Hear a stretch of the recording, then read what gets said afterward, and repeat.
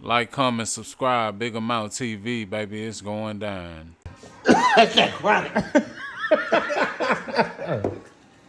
I'm good now. No, I'm good. yeah. So this is just a little, I want to say, practice. So what is your name? I'm Julian. Stage name is Blckfriend. Blckfriend? Yeah, BLCKFRIEND. No space, no A. Okay. So where did that name come from?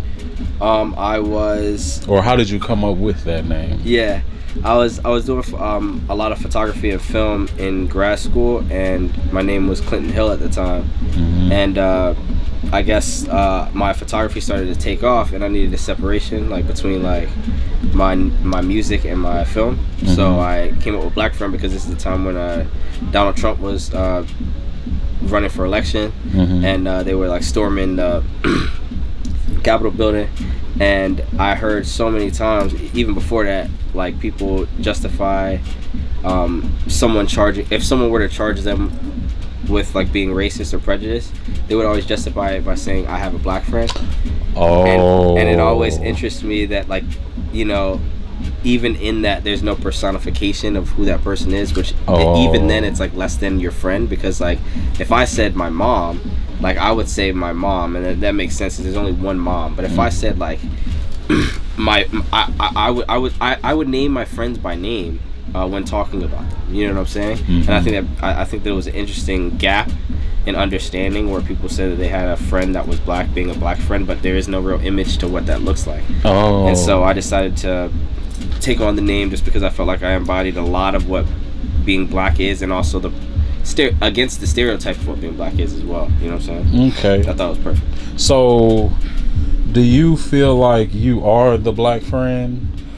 Or is that has what I just said has nothing to do with it?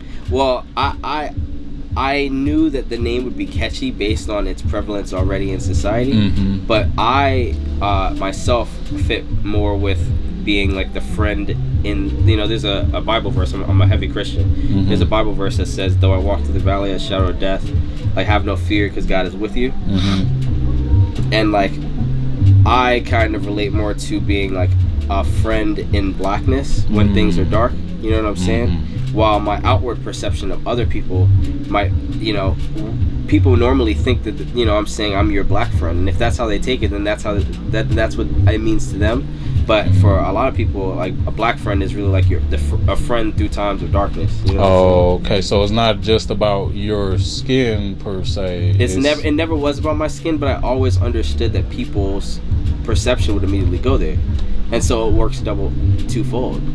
Okay. There's no A. There's no. It doesn't say black. Okay. It just says BLCK friend. Okay. And if your mind goes to race, then there's a space for that, mm-hmm. because people have already used that.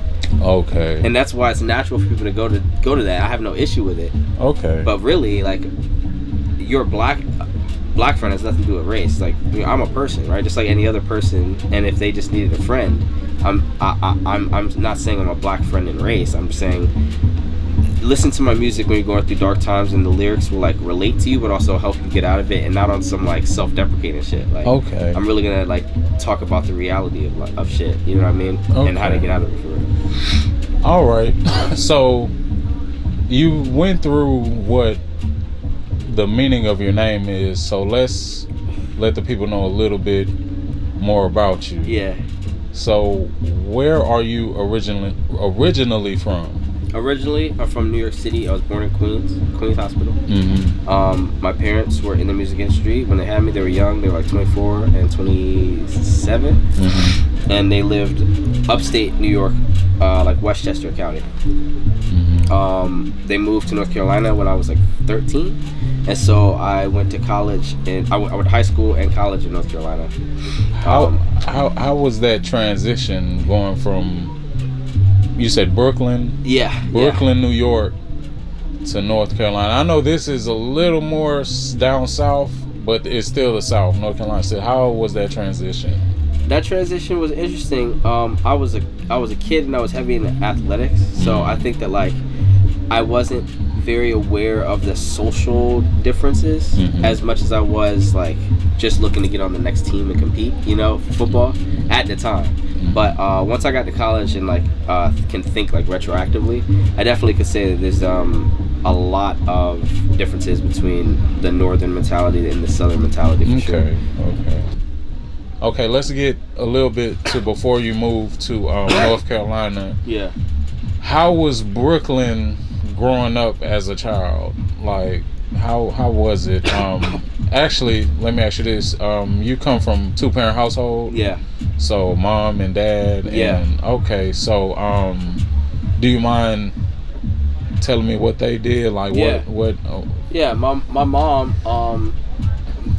both of my mom and my dad came from like very impoverished situations. Mm. My dad more so than my mom. mm-hmm. My dad grew up in Charlotte, North Carolina. Oh.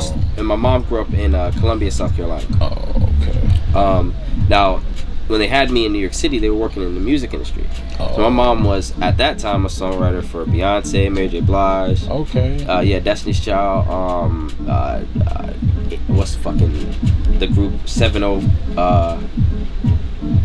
70. What? So there's some girl group, but it's something. It's like 3 numbers, 705 or some shit. I don't fucking know. Mm-hmm. And my dad was the executive. He worked at Motown before I went to Uptown. Oh, okay. Yeah, Okay. So you got a little history. Yeah. No, I grew up with plaques on my wall in the bonus room, but my parents didn't really allow me to like it. From my perspective, didn't really push music as much as they push other things. So I kind of took it as a subliminal hint to like focus on grades, and like I didn't really look to creative endeavors until I was much later in life. Why do you think that was? Because music was a means to an end for them. They were looking to Get out. I think that yeah. I mean, my mom was a songwriter and she was in a group in high school. But you know, she was pregnant when she was 16 and had an adoption, and then went on the road with Albie Shore and was like, who's your mom? her name is Tara Tillman, and she was a songwriter and an artist in the group called The Girls, which was like assigned to Uptown Records in the 90s with Albie Shore and Bell Div, whatever. Okay.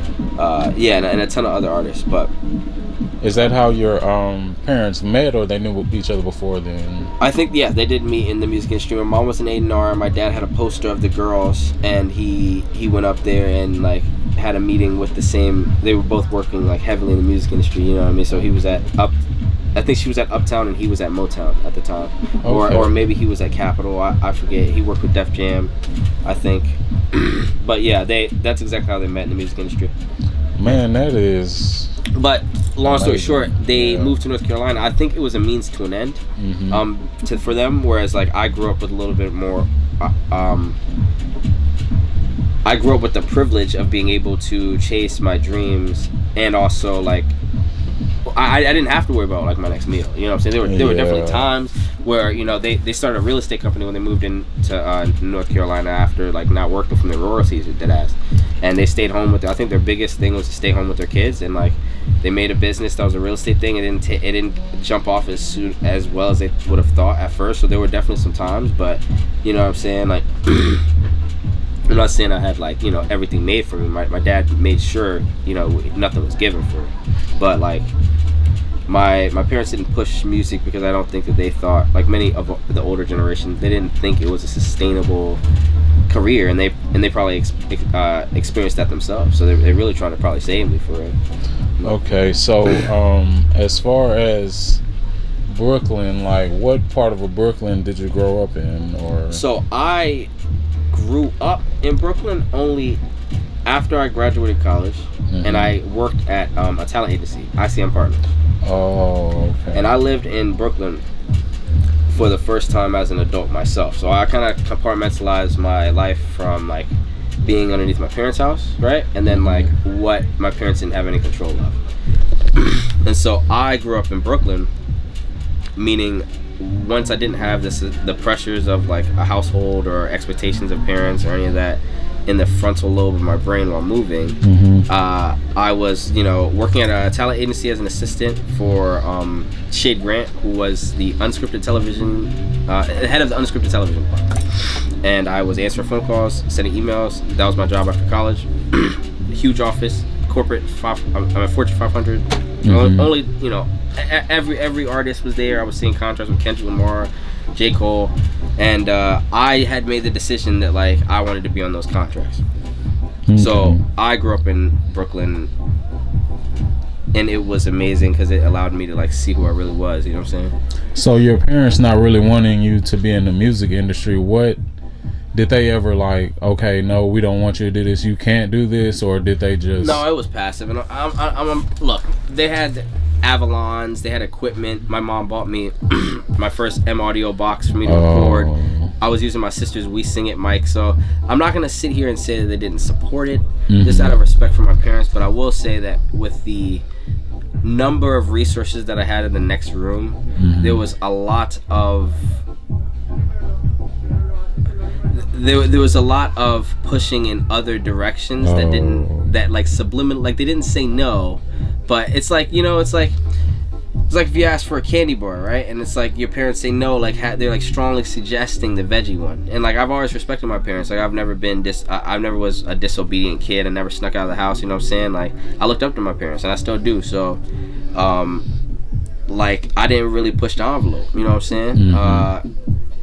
And at the time it felt suppressing, but now I feel like I came out ultimately like a more disciplined man for real. So, they didn't let me due to my perception of time and reality at 13, 14, 15, 16, 17, 18. And their strong suggestions of going to school, you know, how important sports are to the mental state, teamwork. They didn't exclusively make music a priority, and I wanted to, but didn't have the balls to yet. So I did what they said. Okay, so when did you start actually making music, like in the studio, and like 3 years ago, 2 years ago? Just 2 years ago? Yeah. So like in a studio, yeah, like 2 years were you were you writing before then, or what was you? Because I mean, what I just listened to, bro, like a new person on the street, like never just finding out who you are, I would have assumed that like you've been at this for a while. Yeah. Like, I mean, my friends tell me stories of me on the bus freestyling. You know what I'm saying? So like, while I don't feel like much of my time was prioritized like making music at a young age, I wasn't in choir, I wasn't in band, I don't know anything formally how to play, I don't know how to read music, I don't know any of that. I think I'm just like a natural born songwriter from my mom's genes, and I think that like I've written a lot, and even in school, like I was a philosophy major. I went to Wake Forest University. I've written a lot of essays. I'm continuing my education and getting a master's in documentary film. But I've written in multiple mediums my whole life, and have like excelled in writing my whole life. So like I haven't written songs for a long time, but you're very creative. I've been writing for a while, and yeah, I was like, I remember, like I said, I remember plugging up my sister's We Sing It mic in like my little Toshiba, and like using Audacity, the free audio thing, and like doing freestyles over Kanye West's like Power Beat. So like there were like attempts on the weekends, you know, when I wasn't playing Xbox or going to play basketball at the Y, but I didn't take it serious until I was in New York after I quit that job. Okay. And that's when I say I grew up in Brooklyn, because I like lived in hostels and shit. Like I left all stability behind. Okay. So after high school, you go to college. Yeah. And you said you went to Wake Forest? Wake Forest. So no music making at Wake Forest, no.